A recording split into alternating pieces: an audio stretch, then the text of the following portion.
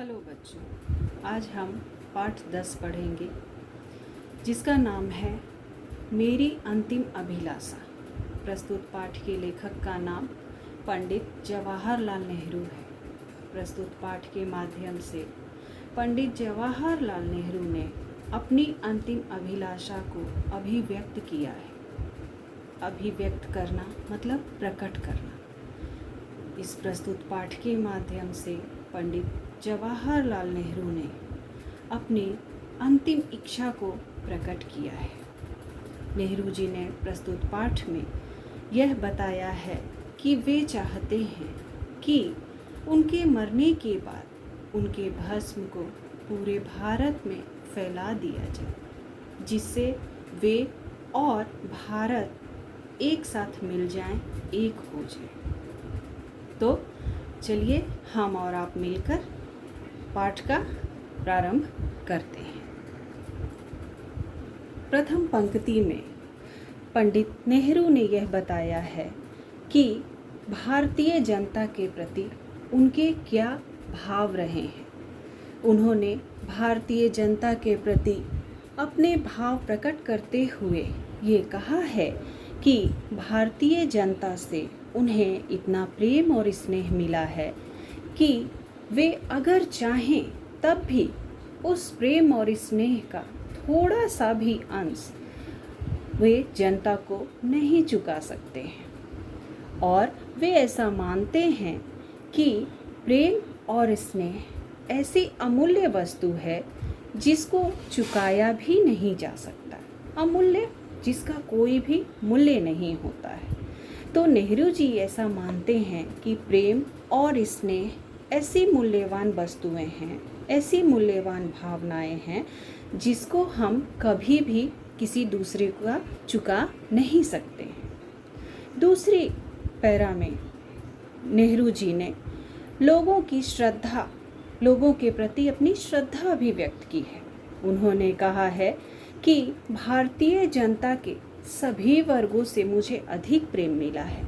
मैं उससे अभिभूत हूँ, मतलब मैं उससे बहुत विचलित हूँ। वे कहना चाहते हैं कि भारतीय जनता के सभी वर्गों, चाहे वो मध्यम वर्ग हो, चाहे उच्च वर्ग हो, चाहे निम्न वर्ग हो, सभी वर्गों से उन्हें इतना अधिक प्रेम मिला है कि वे उससे बहुत ज़्यादा अभिभूत हो गए हैं।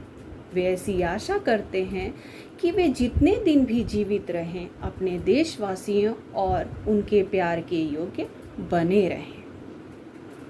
आगे वे अपने सहकर्मियों के एहसानों का अपने आप को ऋणी मानते हैं। आगे वे कहते हैं कि अपने अनगिनत साथियों और सहकर्मियों का अनुग्रह मतलब उनकी कृपा का मैं और अधिक ऋणी हूँ। वे अपने साथ काम करने वाले अपने साथियों की कृपा, उनकी सहायता का अपने आप को ऋणी मानते हैं। वे कहते हैं कि उन लोगों के साथ के बिना मैं इन सफलताओं और विपत्तियों का सामना नहीं कर पाता।